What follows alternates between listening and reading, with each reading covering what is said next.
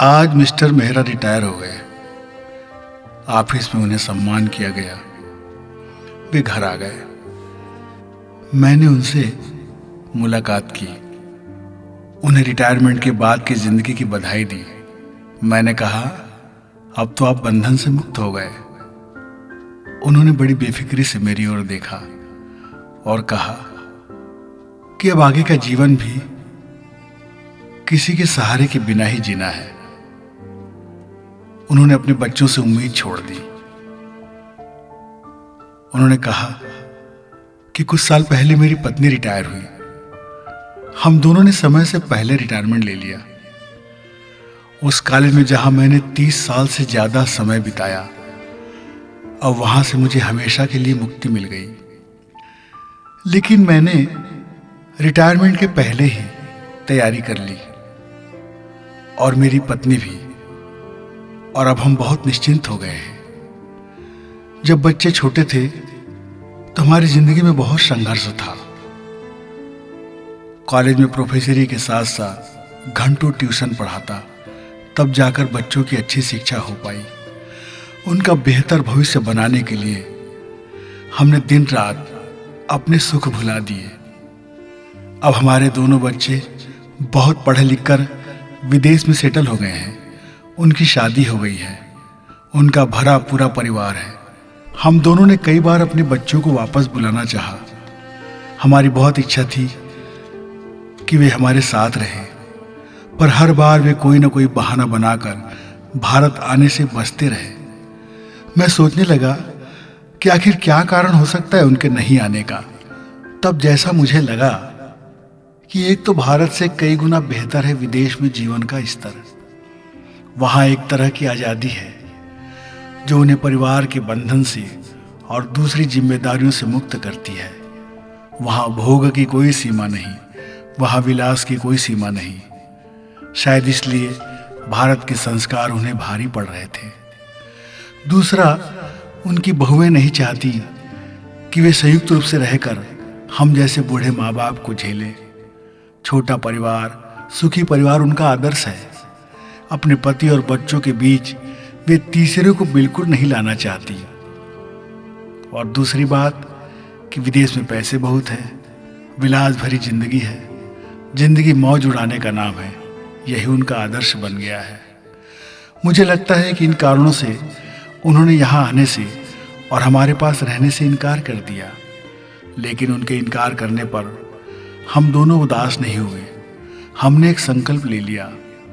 हमने समय से पहले नौकरी छोड़ दी, क्योंकि रिटायरमेंट के बाद जो कुछ भी हमें पेंशन के रूप में मिलने वाला था वो इतना काफ़ी था कि उससे हमारी ज़रूरतें पूरी हो जाती और कुछ बच भी जाता।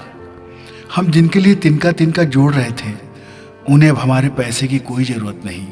इसलिए हम किसके लिए कमाएं और ज़्यादा क्यों कमाएं। हमने हिसाब लगाया कि दोनों की पेंशन से इतने पैसे मिल जाएंगे कि हम दोनों के खाने, कपड़े और बाकी खर्च पूरे हो जाएंगे, और उसके बाद भी एक बड़ी रकम बच जाएगी। तो फिर हमने प्लान किया कि हम हर महीने घूमने जाएंगे, प्राकृतिक स्थलों पर जाएंगे, वहाँ रहेंगे महीनों। हम धर्म सत्संग करेंगे और ऐसी जगहों पर जाएंगे जहाँ बच्चे गरीबी में जीते हैं, अभाव में जीते हैं। हम उन बस्तियों में जा कर के जो कुछ भी पैसे हमारे पास बचेंगे, हम उनकी शिक्षा दीक्षा में खर्च करेंगे। हम किसी भी गरीब बस्ती के सरकारी और खैराती स्कूल में चले जाते हैं और उन्हें जी भर के पढ़ाते हैं। हम उनकी आर्थिक सहायता करते हैं। हमने देखा उन बच्चों की ज़िंदगी में पौष्टिक भोजन के अभाव में बहुत कमज़ोरी है, अनेक तकलीफ़ें हैं। फिर हमसे जो बन पड़ा हम उनके लिए कर रहे हैं। उनके जीवन स्तर को सुधरता देखकर एक अलग तरह की खुशी मिलती है। अपने बच्चों के मोह में हम स्वार्थी हो गए थे, हम मतलबी हो गए थे। हमें बाकी दुनिया से मतलब नहीं रह गया था। आज इन बच्चों को अपना बच्चा बनाकर इनके बीच वक्त बिताना बहुत अच्छा लगता है। अब हम पहले से ज़्यादा खुश हैं। जिन बच्चों के लिए हमने हसरतें पाल कर रखी थी, जो हमारा सहारा बनेंगे, उन्हें भूल जाने के बाद इन बच्चों से जुड़ जाने से हमें एक अलग तरह का सुकून मिल रहा है। इसके अलावा हम साधु संतों का साथ करते हैं, उनके सत्संग में समय बिताते हैं। अब हमें अपने बच्चों से कोई अपेक्षा नहीं। हाँ, हमने एक काम और किया।